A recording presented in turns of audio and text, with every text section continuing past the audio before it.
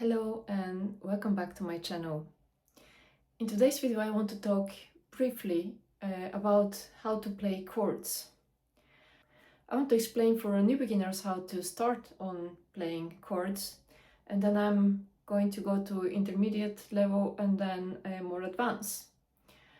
And because I don't want this video to become too much in depth, that will be for another time, and I'm planning to make a longer video about chords where I'm going to discuss how to play chords in Bach and other more complicated pieces like Beruf Concerto or Mendelssohn, and that will be a separate video from today's video.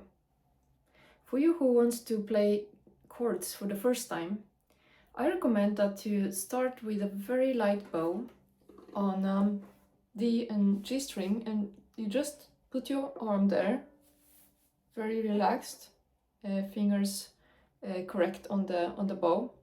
And I hope that you by now know how to position your hand and fingers on the bow.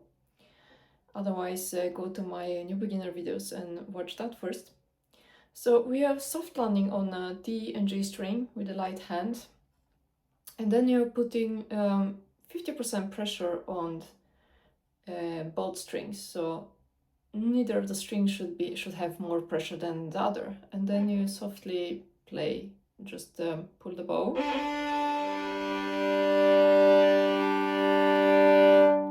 and when you're doing that, try to listen to your tone, to how the violin sounds, and correct the pressure, because many times new beginners, students who never played chords or on two strings before, they think that they have to put more pressure as more strings they play on the violin, but in fact it's exactly the opposite. As more strings you play, the less pressure you should put on the strings.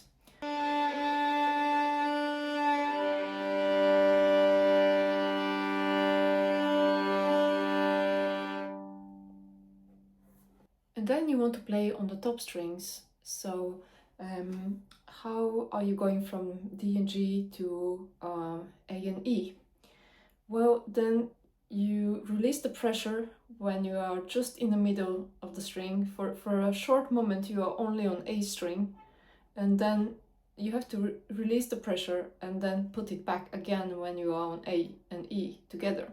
Take your instrument and try this with me. So we start again from D and G string, just open string for now, and then you put the bow very lightly with a nice frame on your hand, and then you just find the correct sound. You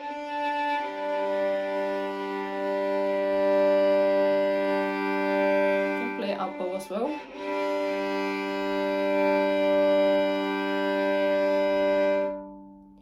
And now we try to go over to A and E string.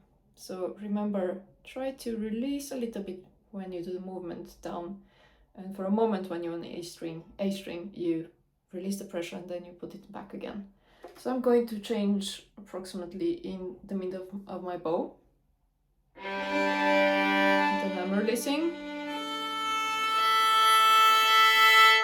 So I'm putting the pressure back again. It sounds like this. Try that a couple of times.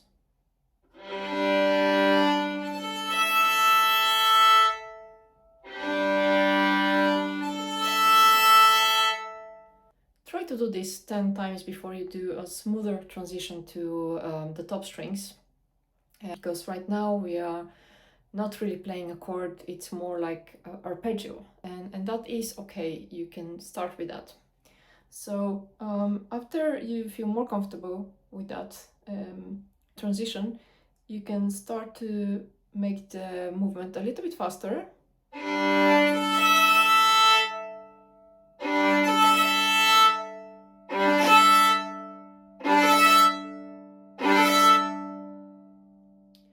And you probably feel that you have to put more pressure on the upper strings, D and G. There are two different characters for playing chords. One is the slow one, where you play the bottom strings a little bit longer, and then it sounds more mellow and relaxed. And the other one is faster on the bottom strings, which sounds more energetic. So try to practice that one as well. You can also try to put first finger on A string and second on E string, like I did now. But you can also just play open strings like we did before. Practice that 10 times as well, and try both of them. How are you applying the pressure of on the bow for the fast one and for the slow one? For intermediate players, we're going to play a chord on 3 strings, and we're going to start with a fast bow on the upper strings, and again, think about to put the pressure only 50% on each string. So we try that.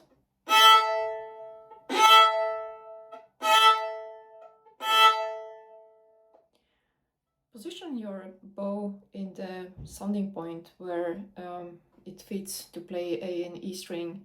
As you probably know by now, it's quite important not to be very close to the bridge. We find a place where the violin doesn't sound scratchy, and then you try to play that 10 times. So pick up your violin and try to find the right sounding point and just play A and E string together with a fast bow.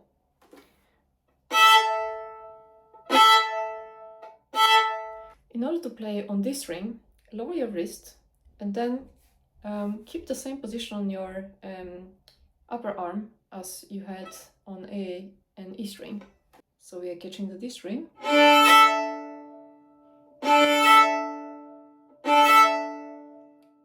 You can try to make it more like an arpeggio first, so you can feel how much you have to lower your wrist first to catch the string. Of course, try to be parallel to your bridge, so you don't do this.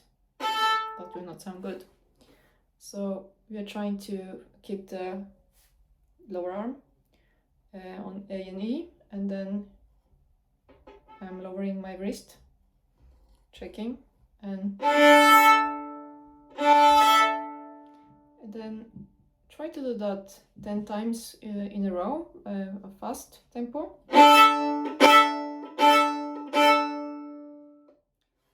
And this technique is crucial for playing Bach, and especially Bach's Fuga. Up bow works the same. So you start in the middle of the bow with a lot of speed, and again 50% pressure on each string. So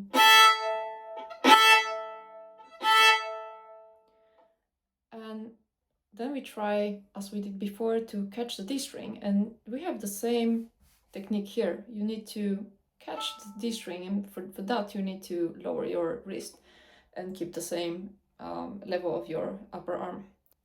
So let's try that. We use the speed of the bow and we catch the D string first.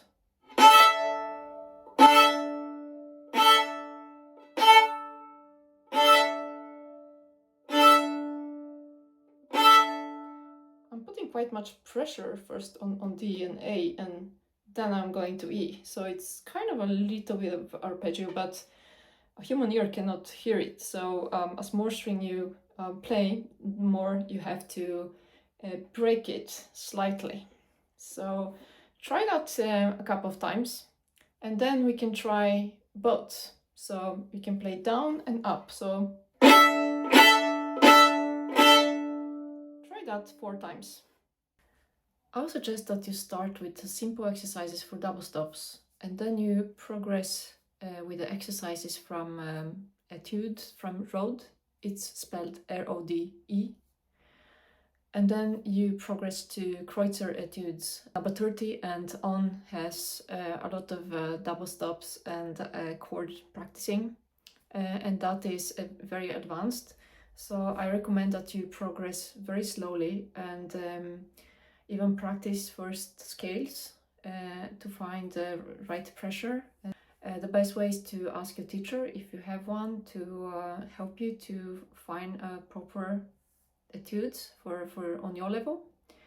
And then you can slowly progress to more advanced pieces of music like Bach. And if you have questions, please don't hesitate to ask me. So thank you for today, and if you find the video helpful, please hit the subscribe button, and I will see you in my next video.